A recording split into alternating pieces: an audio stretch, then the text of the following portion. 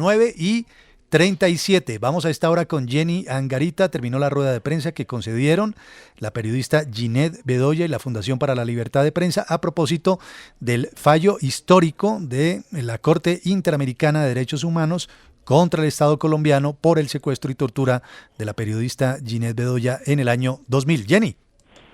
Así es, Juan Manuel, nos encontramos a esta hora desde la Fundación para la Libertad de Prensa con una mujer que es una heroína, no solamente para las periodistas, sino para las mujeres que han sido víctimas de violencia de género y también para aquellas que buscan que este tipo de hechos no se repitan.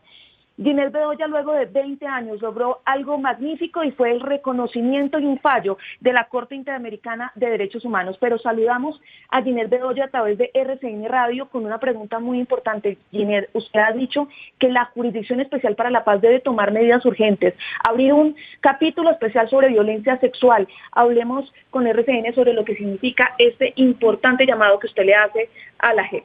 Bueno, primero quiero agradecerles a ustedes por haberme acompañado en este camino de más de 20 años de buscar justicia.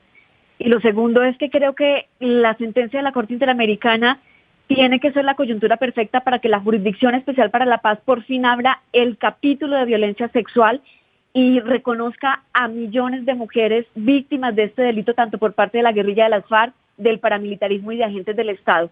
Ya pasó el tiempo suficiente y además hemos documentado suficientemente los casos como para que no sea reconocido este delito de cara a la JEP.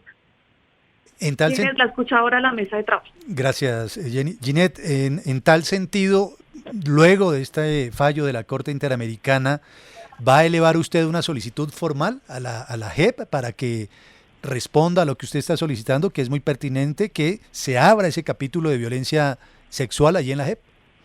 Indudablemente no es hora de callar, lo hará. El próximo jueves radicaremos la petición en la Jurisdicción Especial para la Paz, a pesar de que ya lo hemos hecho reiterativamente, hemos enviado comunicados, presentamos casos que documentamos en el Pacífico colombiano y en otros lugares del país, pero indudablemente ratificaremos nuestra solicitud de que se abra el capítulo de violencia sexual, porque además es uno de los delitos más atroces cometidos en el marco del conflicto armado que todavía no tiene reconocimiento de la JEP. Ginette, aparte del reconocimiento, digamos, estamos todos muy felices de que le hayan reconocido lo que le reconoció la Corte Interamericana después de una lucha tan tenaz, tan dura, tan ardua.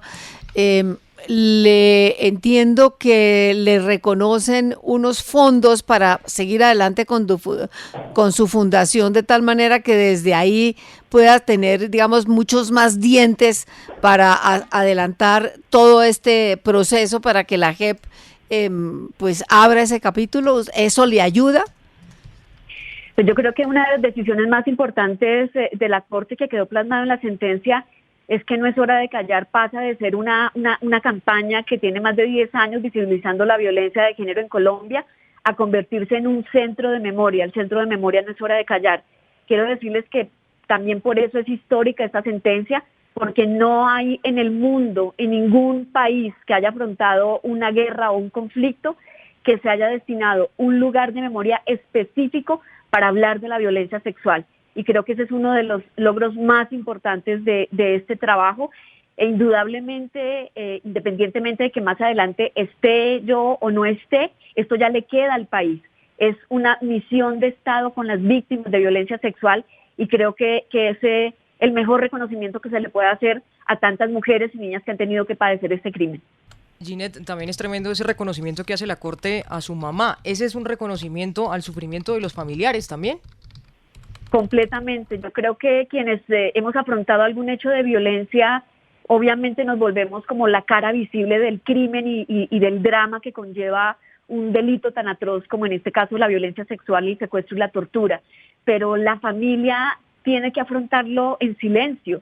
La familia lleva una carga muy, muy grande porque llevan el dolor de ellos, pero además el dolor de nosotros. Y reconocer eso, reconocer que es necesario también reivindicar los derechos de las personas que están a nuestro lado, es también un paso muy importante y abre, como lo he repetido, un capítulo de jurisprudencia no solamente en ese sentido, sino también en el reconocimiento a las violencias que afrontan las mujeres periodistas por el hecho de ser mujeres, la persecución que enfrentan por investigar y repito, lo que tienen que afrontar quienes padecen y han tenido que padecer la violencia sexual.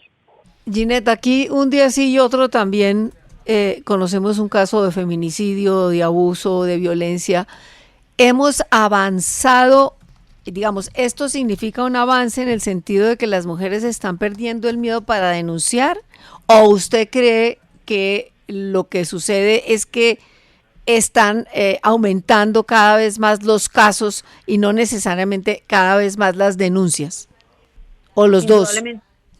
Los dos, pero indudablemente los casos sí han aumentado. Nosotros nos hemos hecho ese cuestionamiento, pero además hemos indagado desde la campaña cada vez que ocurren hechos graves de violencia, como los ataques con agentes químicos o como los feminicidios, y creemos que cuando pasa un caso como que se disparan las cifras, y sí, es así.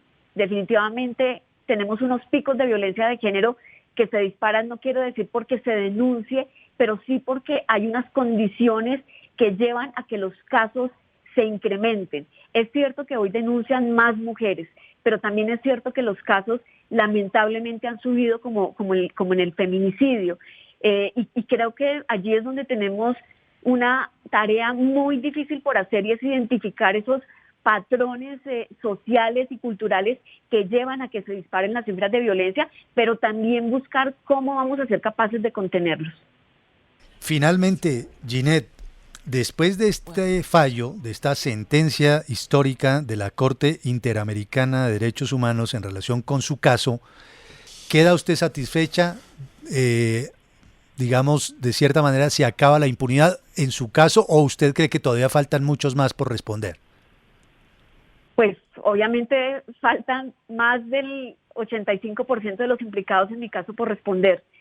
Nunca va a haber una respuesta que pueda llenar completamente lo que mi madre y yo hemos tenido que afrontar. Yo creo que nunca va a poder llegar algo que realmente nos pueda devolver lo que nos robaron, porque hay cosas que son irreparables. En el tema jurídico hay una impunidad grandísima, porque de las más de 20 personas implicadas, solo 3 están judicializadas. Así que ahí ya hay un hueco de impunidad muy grande. Ningún autor intelectual está sin investigación judicial. Pero lo que sí les puedo decir es que lo que ha ocurrido con la sentencia de la Corte Interamericana es un alivio para el alma de mi mamá y para la mía, porque creo que nos da la posibilidad de volver a vivir. A nosotros nos mataron. De acuerdo, y eso, sí, es que eso no se recupera, de acuerdo. Ginette, ¿quiénes faltan? ¿Quién era el fiscal en el momento que demoró 10 años la investigación? Y bueno, el otro. Es que aquí han pasado todos los fiscales, desde Gómez Méndez, después Osorio, luego Iguarán, Vivian Morales fue la única que revivió el caso. Son una cantidad de fiscales que no tuvieron la diligencia para poder hacer la investigación a fondo. Es increíble que uno de los actores intelectuales esté mencionado en cantidad de apartes de todo el expediente y ni siquiera hoy lo hayan sentado a una entrevista ante la Fiscalía. Estoy hablando del general Leonardo Gallego, quien era el director de la DIJÍN en ese momento. Entonces, eso simplemente es una pequeña muestra de todo lo que ha ocurrido en el expediente judicial. Increíble. Pues ojalá no quede ahí, no pare ahí. Dice Ginette, el 85% de los implicados todavía no están respondiendo. Ginette, gracias por su tiempo. Gracias por atendernos. A ustedes gracias. Un abrazo. Ella es Ginette Bedoya, a propósito del fallo histórico de la Corte Interamericana de Derechos Humanos, a propósito de lo que ocurrió con ella hace 21 años ya. 21 años después, la sentencia de la Corte Interamericana condena al Estado colombiano. Habrá una reparación económica. El Centro de Memoria No es Hora de Callar será una realidad porque estará fondeado, tendrá dinero para poder adelantar su labor.